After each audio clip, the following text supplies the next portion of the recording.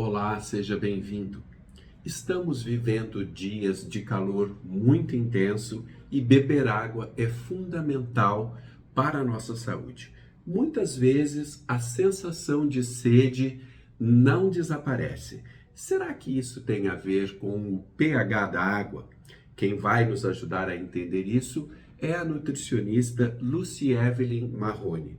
Ela é mestre em saúde coletiva e coordenadora do curso de nutrição da Unifil e fala conosco de Londrina. Tudo bem, Lucy Evelyn? Tudo bem, como vai? Eu estou bem, obrigado. O que é o pH da água?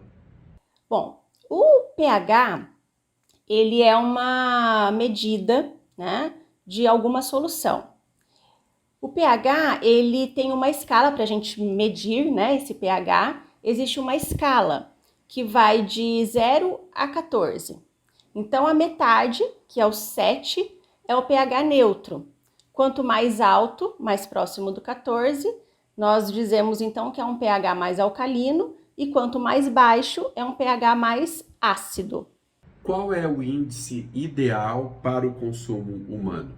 Muito se fala, né, de um pH mais alcalino para o consumo, né? Então existe uma tese, né, que envolve esse consumo, né, de alimentos e bebidas, enfim, de um pH mais alcalino.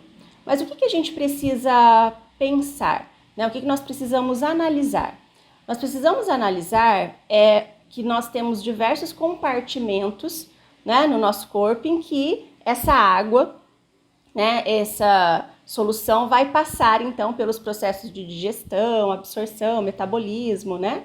E o pH do nosso sangue, ele fica ali em torno de 7,35, 7,45, e daí que vem essa tese de, né, um pH, de se beber, né, água e líquidos com pH mais alcalino, né? Porém, nada muda, né, ou altera o pH do nosso sangue, né?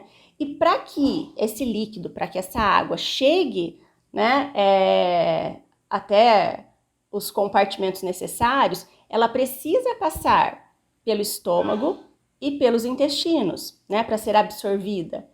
E no estômago, o nosso pH do estômago é um pH ácido, né? É um pH que vai em torno ali de 1,5 a 3,5.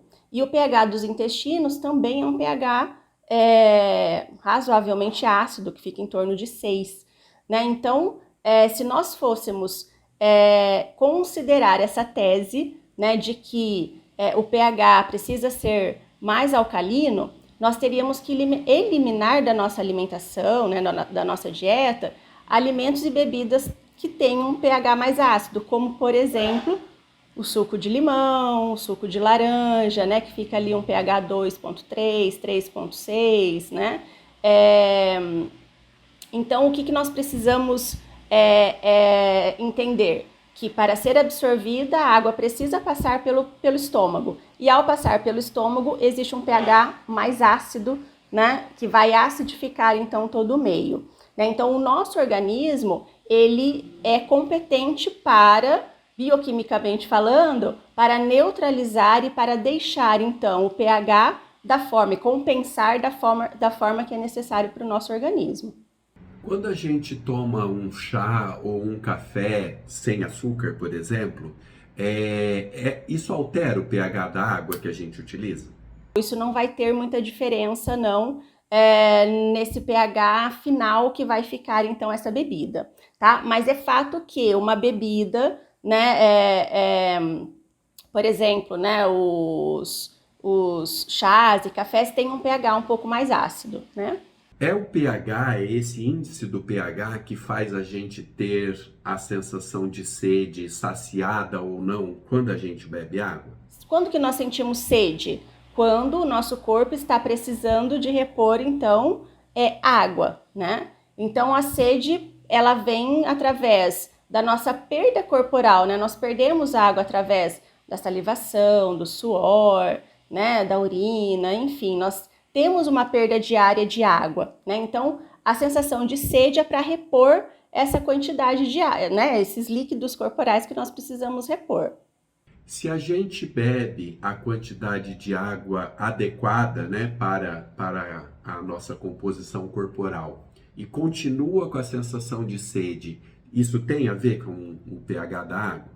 Essa sede é uma sensação fisiológica e em determinadas situações nós sentimos mais sede, né? Então, se ingeriu alguma comida mais salgada, praticou atividade física, se está muito calor, né, nós temos uma perda maior de líquidos, né, ou uma necessidade maior desta reposição de líquidos, né?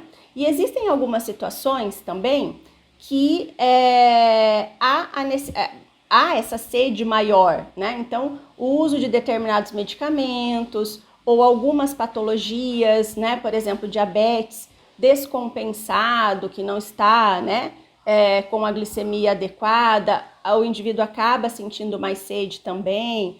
Ou em situações, por exemplo, vômito, diarreia, desidratação, né? Então, essa sede aumenta também, mas é uma necessidade fisiológica, né? Então, a sede é algo fisiológico.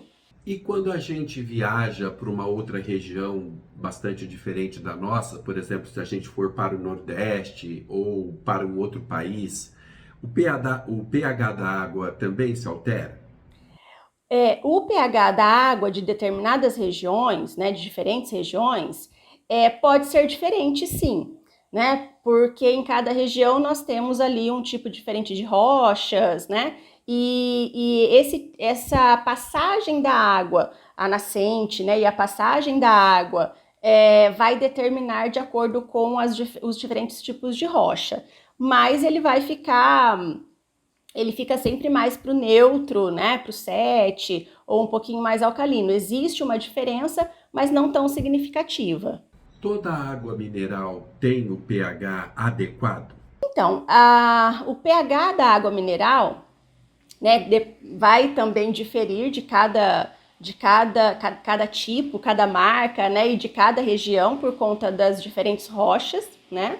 É um pH que vai ficar ali perto do 7, um pH mais neutro para o alcalino, né?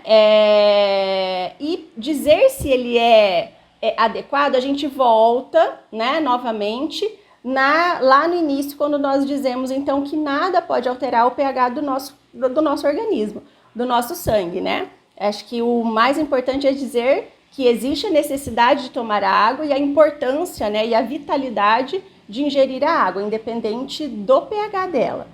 E a água com gás?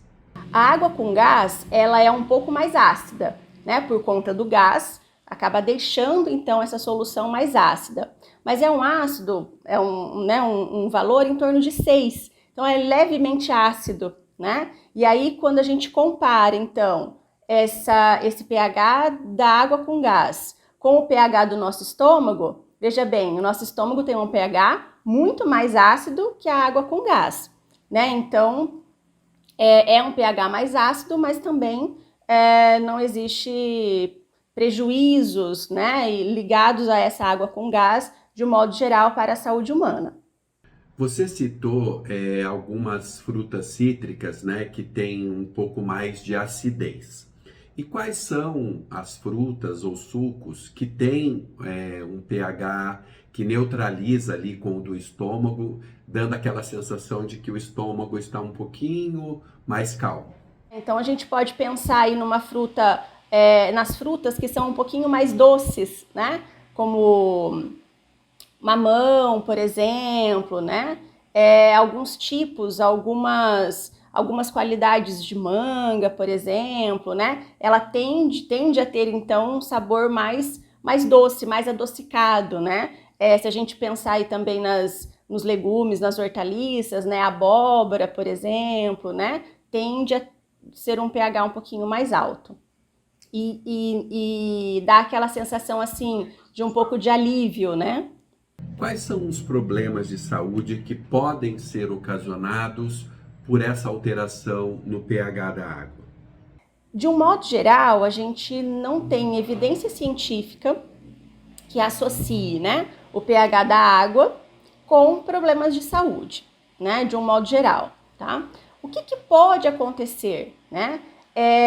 Algumas questões isoladas e mais pontuais, né? Então, o consumo, né, de alimentos e bebidas mais ácido, afetar, por exemplo, a saúde bucal, né, dos dentes, ou se alguma pessoa já tem propensão a gastrite, a um estômago, né, que tem ali aquela sensação mais acidificada, né? Então isso pode, para estas pessoas, né, isso pode ser um pouquinho mais prejudicial. Precisa ser avaliado, né, individualmente. Identificado o problema, como tratá-lo?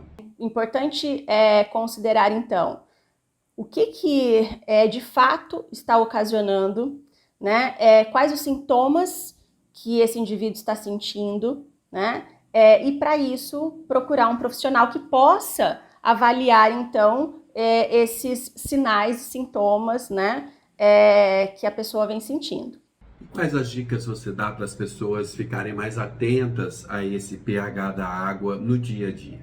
Que é importante a gente colocar, né, aqui a maior necessidade da ingestão de água, principalmente, né, no verão, nos dias mais quentes, né? Não só no verão e não só nos dias mais quentes, porque no inverno a gente também precisa tomar água, né? Mas é importante considerar a ingestão.